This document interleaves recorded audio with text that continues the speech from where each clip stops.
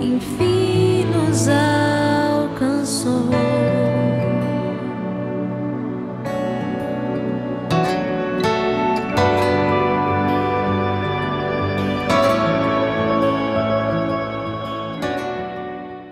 Em nome do Pai, e do Filho e do Espírito Santo. Amém. Salve Maria, meu irmão, minha irmã. A Virgem Maria que nos acompanha nessa Semana da Paixão, intercedendo para que nós possamos viver essa semana de forma profunda e orante, né, Frei? Sim, e nos entregarmos também à Mãe de Jesus para que ela nos ajude a fazermos a experiência íntima com Jesus, né? A gente olha para Maria e pede: Maria, me ajude a vivenciar a intimidade com o seu filho nessa Semana Santa. A gente não vai saber como ele sentiu as dores da Semana Santa, porque somente ele sentiu isso e foram imensuráveis.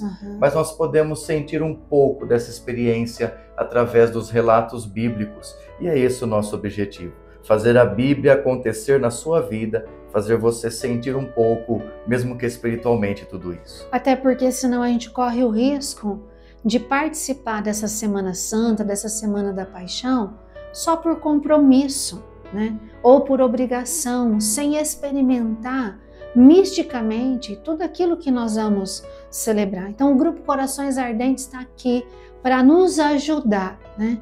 A vivermos de forma profunda, orante, mística, tudo aquilo que essa Semana da Paixão nos proporciona. Então seja muito bem-vindo, você aqui do Grupo Corações Ardentes, você que está conosco pela Caminho Seguro FM. Terça-feira o Frei vai nos ajudar a refletir sobre um outro momento de Jesus nessa semana, Jesus no Sinédrio e no Pretório. Pontos importantes. Esse fato aconteceu após o Horto das Oliveiras. Então Jesus fez a Santa Ceia, foi para o horto rezar, e após esse momento nós vemos o julgamento injusto de Jesus. Nós estamos trazendo para terça-feira porque na quinta-feira meditaremos a Santa Ceia de um modo mais específico. Então estamos fazendo uma certa inversão na ordem cronológica para conseguirmos meditar bem. Hoje nós meditaremos um pouquinho esse julgamento duplo: Jesus no Sinédrio e Jesus no Pretório. O Sinédrio era composto por 71 membros. Ali existiam sacerdotes, escribas, anciãos. E o julgamento de Jesus no Sinédrio aconteceu com várias irregularidades. Os textos bíblicos nos mostram que foi realizado à noite, quando na verdade não haveria possibilidade de um julgamento noturno no Sinédrio. A noite era momento de repouso, que todos os julgamentos fossem feitos às claras, é o que nos falava o livro de Deuteronômio, capítulo 16. Houve também uma grande falta de testemunhas consistentes. Vários testemunharam de modo inconsistente, incoerente, até falsamente contra Jesus. A gente vê em Marcos capítulo 14 isso acontecendo. Jesus foi acusado injustamente. Foram armadas ciladas para que ele fosse pego. Ele também não teve direito a uma defesa adequada. Não foram entregues a ele pessoas de confiança que pudessem lhe ajudar. Ele precisou enfrentar tudo isso sozinho. Então vamos olhar o que nos diz o Evangelho de São Mateus, capítulo 26, versículos 63 a 64, sobre esse episódio injusto. E o sumo sacerdote lhe disse: Eu te conjuro pelo Deus vivo, que nos diga se tu és o Cristo, o Filho de Deus. Jesus respondeu: Tu o disseste. Além disso, eu vos digo que vereis o Filho do Homem assentado à direita do poder e vindo sobre as nuvens do céu. Que esta palavra de salvação nos ajude a entender a missão do próprio Cristo. Mas aqui a gente é levado a pensar: o Sinédrio injustamente acusou Jesus de blasfêmia. A morte de Jesus teve como grande acusação por parte do Sinédrio de ser uma morte por conta da blasfêmia, entre aspas, que Jesus faria. Quando se dizia Filho de Deus, quando se dizia enviado pelo próprio Deus, quando se dizia Filho do Homem, com autoridade e poder, aquele que viria dos céus para governar o mundo, Jesus atacou, entre aspas, o judaísmo, né, afirmando-se ser Deus também. E isso era uma grande provocação, era motivo de blasfêmia para o povo judeu e também para os sacerdotes. A gente sabe que Jesus era Deus, que ele era filho de Deus, a gente sabe do poder de Cristo, nós cristãos reconhecemos isso perfeitamente, mas aqueles homens se recusaram. Hoje, então, nós pedimos perdão a Jesus pelas vezes em que duvidamos da sua divindade, pelas vezes em que duvidamos da sua autoridade, do seu poder, também pelas vezes em que nós duvidamos da sua ação eficaz para a nossa salvação. A gente muitas vezes é negligente com isso. A gente não acredita que ele tem poder de perdoar pecados, porque ele é Deus, que ele tem poder de nos salvar e que a sua morte de cruz foi plenamente eficaz. E aí nós buscamos outras doutrinas, outras religiões, outras explicações e até mesmo ideologias. Nós fugimos daquilo que é essencial da nossa fé. Professar Jesus Cristo, Filho de Deus, como aquele que veio para implantar o reino de Deus e para nos salvar do pecado e da morte. Um outro julgamento também injusto, político e até covarde é o julgamento que aconteceu no pretório. Jesus também foi levado para os políticos, para o governador Pôncio Pilatos. E diante de Pôncio Pilatos, nós vemos algo interessante. Pilatos mesmo não viu culpa em Jesus.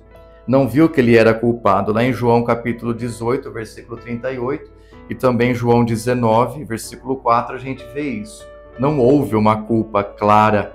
Ele sabe que a motivação era política, era dos líderes religiosos por inveja, não por terem direito de fazer isso com Jesus. Lá em Mateus 27 a gente consegue encontrar isso. No entanto, ele cede à vontade do povo. Foi o povo quem levou também Jesus à morte. E aqui nós vemos o elemento importante. A corrupção do político que tenta manipular, que tenta articular com as massas, que não tem autoridade sobre as massas, acaba cedendo à vontade de um povo que não tem consciência muitas vezes do que faz. Então, a pedido do próprio povo, Pilatos solta Barrabás e acaba entregando Jesus à morte. Vontade tinha, nós não sabemos o que se passava com exatidão na cabeça de Pilatos, mas nós sabemos que ele foi totalmente omisso, totalmente fraco. Nós pedimos perdão então a Jesus. Covardia, né? Covardia. Diante daquela situação. Nós pedimos então perdão a Jesus pela nossa covardia, pelas vezes em que nós damos mais voz ao que os outros dizem do que ao que a palavra de Deus diz. Nós pedimos perdão a Jesus nesse dia pela nossa omissão, pelo nosso silêncio, pelos nossos achismos, por acreditarmos em fake news, em mentiras, em falsas verdades, por confiarmos em tantos erros que nós sabemos que estão errados e absurdamente errados, mas preferimos confiar porque a massa, porque a maioria das pessoas acredita. Não sejamos nós manipulados, enganados.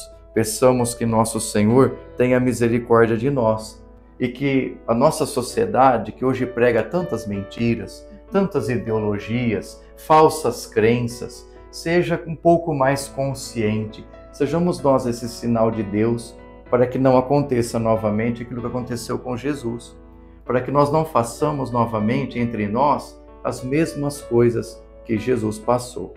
Eu me recordo um dia de um frei franciscano que no momento de formação ele disse assim: nós agimos quase da mesma forma que aqueles homens agiram com Jesus.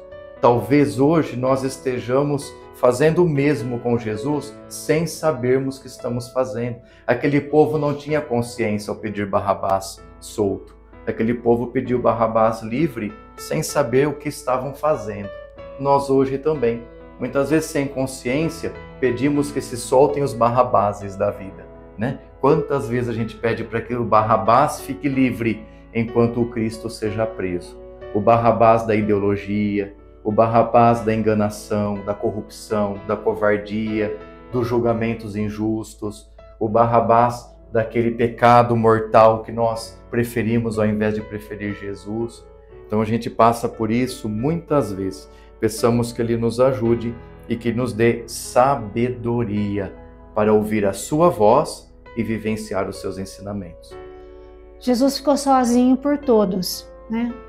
diante de toda essa injustiça, eu ficava pensando não só uma injustiça religiosa e uma justiça humana, se a gente pode dizer assim, civil, se a gente pode dizer assim, que nós não deixemos sozinhos nessa semana, né? Nessa terça-feira, você tem a programação aí na sua paróquia, vá. Né? Às vezes a gente sabe que fica um pouco cansativo essa semana, porque né, cada dia algo para nos ajudar. Tudo que a igreja nos oferece é para nos ajudar a viver essa Semana Santa, nessa Semana da Paixão. Então que nós não deixemos Jesus sozinho, que nós não nos calemos. Se alguém falar assim, mas você vai na igreja de novo? Mas para que isso? Essa semana é igual a todas. Que nós não nos calemos e que nós possamos mostrar com o nosso testemunho, né? Ir até o Senhor, acompanhá-lo a cada dia nessa Semana da Paixão. As orações de Santa Brígida, né, estão também nos ajudando. Hoje nós vamos rezar mais algumas, essas revelações que Jesus foi fazendo a ela, né, e ela transcreveu então tudo isso. Então, com muita fé, com muita devoção, com muita compaixão, vamos rezar mais algumas orações de Santa Brígida nesse dia.